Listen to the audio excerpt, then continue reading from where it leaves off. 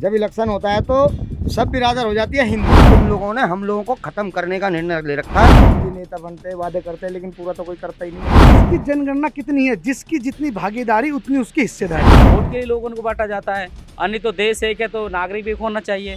जाति क्या मतलब है, इंसान तो एक ही होना है ना, इंसान तो एक ही है। हम किससे करवाए, जिसे हम जिता के बिठाते हैं वो तो बोलता भी नहीं है। हमारा फिर भी पहले कोई सम्मान नहीं करता था, आज भी नहीं करता है। करते तो मोदी जी सम्मान करते हैं। मोदी जी ने तो झूठा सम्मान किया भैया, धोखे से पैर धो लिए। पोलिंग हो जाती है तो इनको जाति नहीं दिखाई देती और ना ही उनका वोट दिखाई देता है, सिर्फ वोट दिखाई देता है ऊंची जातों का। हम भी मानते हैं कि वो हमारी तरह एक नॉर्मल इंसान थे, राजा थे, वो भगवान नहीं थे। वो ये इलेक्शन होते हैं, ये खुद ही ये काम करवा देते हैं और फिर जाके वहाँ पैर धोते हैं। नमस्कार, मैं अजय शाक्य और आप देख रहे हैं जनरेट टाइम्स।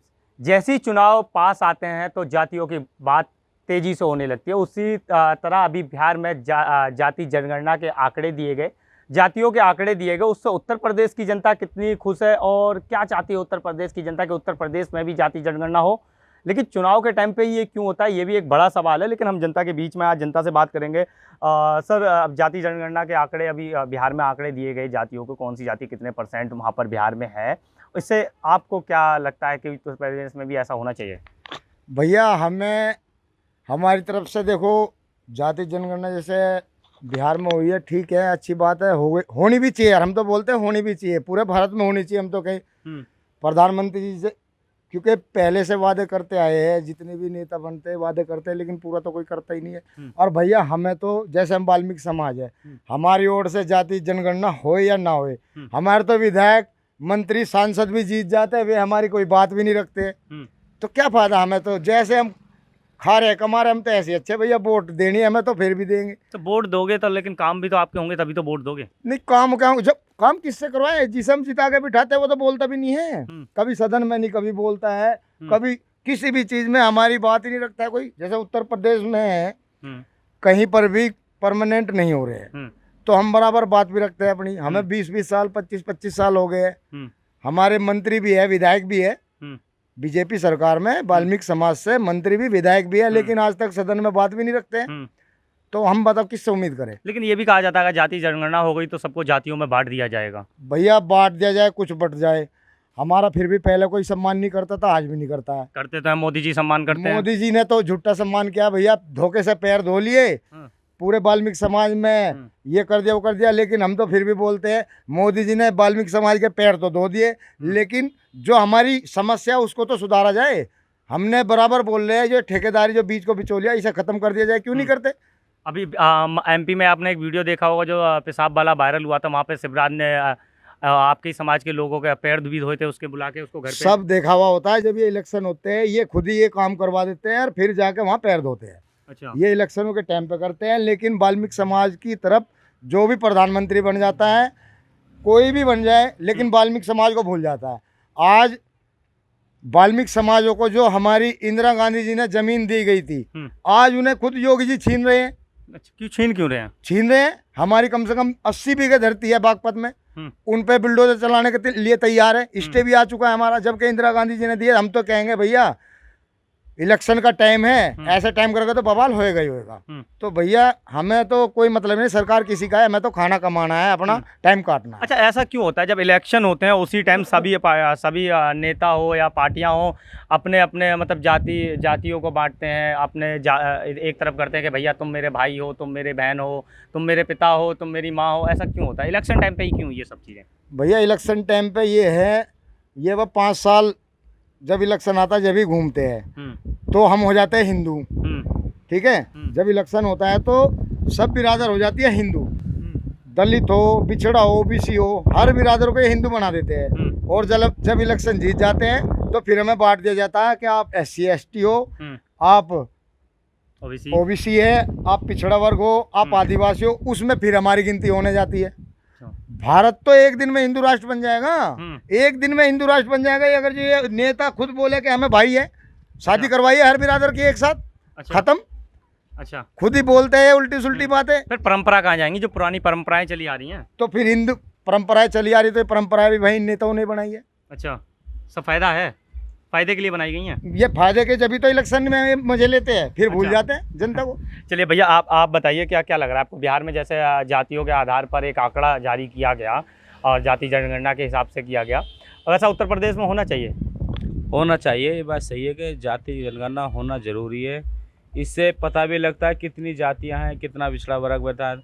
अब जैसे हम नोएडा से हैं तो नोएडा शहर में ये पता लग जाएगा, पोलिंग का टाइम आ रहा है, उसमें ये पता लग जाएगा पिछड़ा वर्ग कितना है, इसमें जाति कितना है, तो उसमें एक हमारा पहचान भी बनेगा।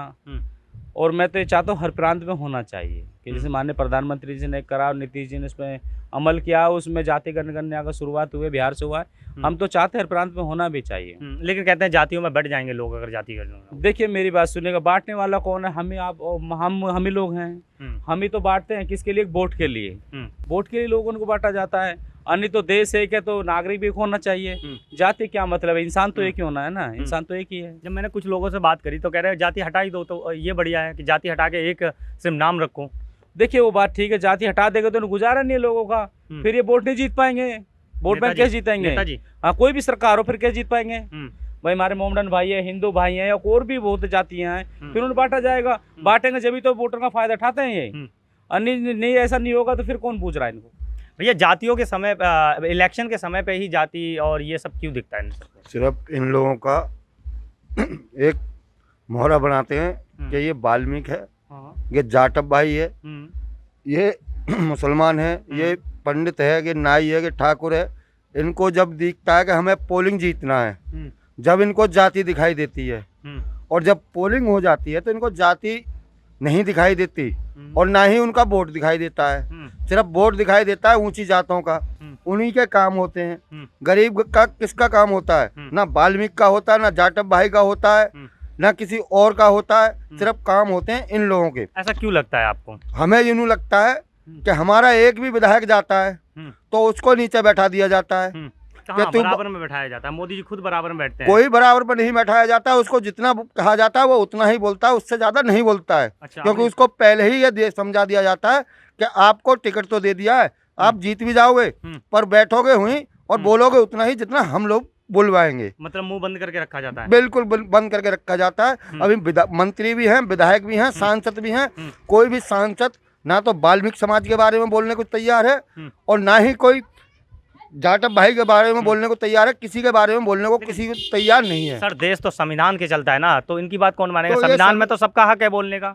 तो ये संविधान मान कहाँ रहे हैं? हाँ। ये बाबा साहब को कहाँ मानने वाले हैं? ये तो अंधभक्त लोग हैं कि इनके लिए तो जय श्री राम।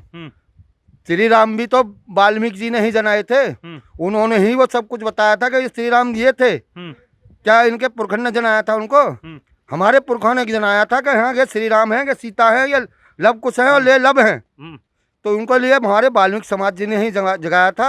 ये सिर्फ इन लोगों ने हम लोगों को खत्म करने का निर्णय ले रखा है और ये यही कर रहे हैं, फूट डालो राज करो। सहयोग से देश चलता है ना, फूट डालने से थोड़ी चलेगा।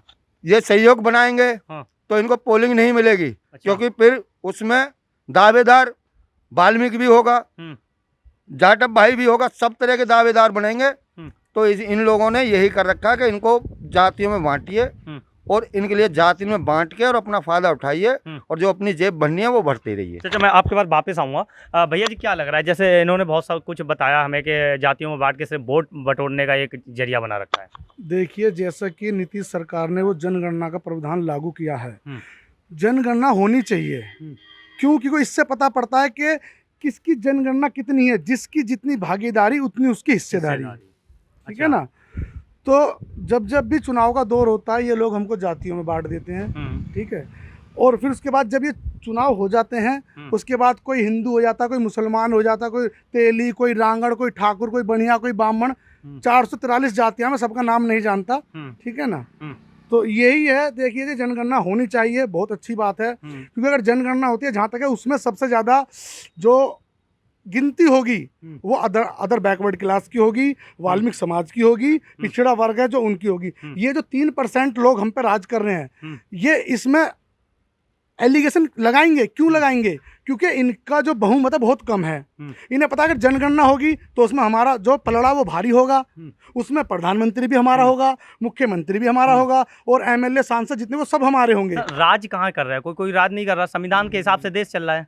संविधान को मैं बताता हूँ, संविधान को तो ये आज निकल खत्म करने में लगे हुए हैं। वो तो थोड़ा एक पिछड़ा वर्ग और वाल्मीकि समाज की जितनी भी जातियां ये सब इसको इस रोकने में पूरी ताकत लगा रही हैं। अगर ये अपनी ढील छोड़ें तो ये तो संविधान को खत्म कर देंगे। अच्छा, संविधान को कैसे खत्म किया जा सकता है? संविधान तो देश का है अब ना। आप हाँ देख लो, अब ये क्या करें कि संविधान को हटा करके भगवत गीता लाएं। हाँ। भगवत गीता तो एक नॉर्मल से आदमी ने लिख दी, संविधान भी खैर एक आदमी ने लिखा, मगर उसने पढ़ाई कर करके लिखा है। ज्ञान कोई भी सीख सकता है, पढ़ाई करना बहुत मुश्किल है। भगवत गीता एक अलग चीज है और संविधान एक अलग हाँ, चीज वो है। मैं समझ रहा हूँ, मगर ये जो किसी की जाति पर मैं एलिगेशन नहीं लगाऊंगा।